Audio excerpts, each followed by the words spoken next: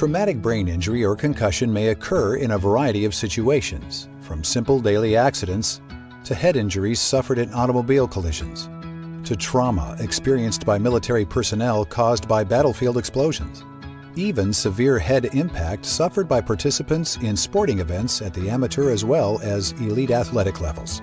I think after 20 years, God only knows the toll. This was a little shocking to me that I couldn't remember my daughter playing youth soccer. It was just one summer, I think. Traumatic brain injury, or TBI, can often lead to chronic issues with memory, unexplained anger, antisocial behavior, along with disturbed sleep patterns. Previously, prescription drugs along with behavioral therapy provided limited and unpredictable results for those living with TBI. These therapies have been the only course of treatment for TBI up until recently. Currently, injured areas of the brain can be localized with SPECT scans and qualified for severity. Cerascan, a specialized imaging technology developer, documents changes by comparing a combination of before, after, and normative images. The resulting images document regions of low blood flow. On these images, the gray areas represent good to normal blood flow, while the green and blue colored areas are not receiving good levels of blood flow. Near-infrared light therapy is FDA cleared for increasing circulation. Near-infrared light penetrates the bony skull and can reach areas deep in the brain that are underperfused. Research conducted by Dr. Michael Hamblin, principal investigator at the Wellman Center for Photomedicine at Mass General Hospital and associate professor at Harvard Medical School, suggests the fact that near-infrared light can penetrate into the brain would allow non-invasive treatment to be carried out with a low likelihood of adverse treatment-related side effects.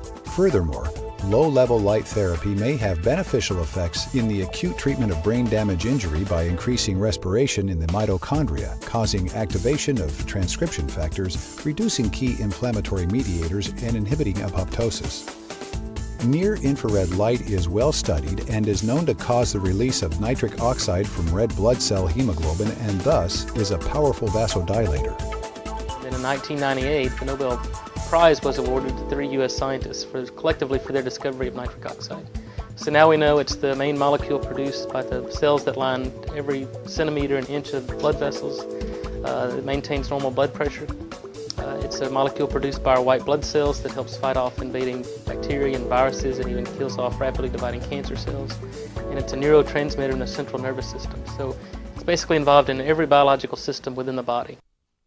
The application of near-infrared light directly to the skull of a TBI subject will increase blood flow, but nitric oxide also causes angiogenesis, which is the growth of new blood vessels at the injured brain area site.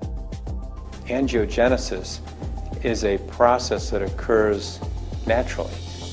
When you have a wound, you heal that wound. It requires new blood vessels to grow into that area to supply the new tissue with blood.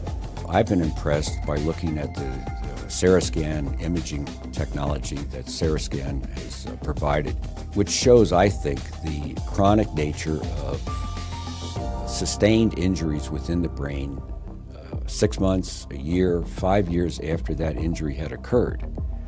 The beauty of what these first 2 warfighters and the treatments that we've instituted in them with near-infrared light therapy has shown is that even though the injury happened several years ago, within 12 weeks, major changes in blood flow within the brain are documentable.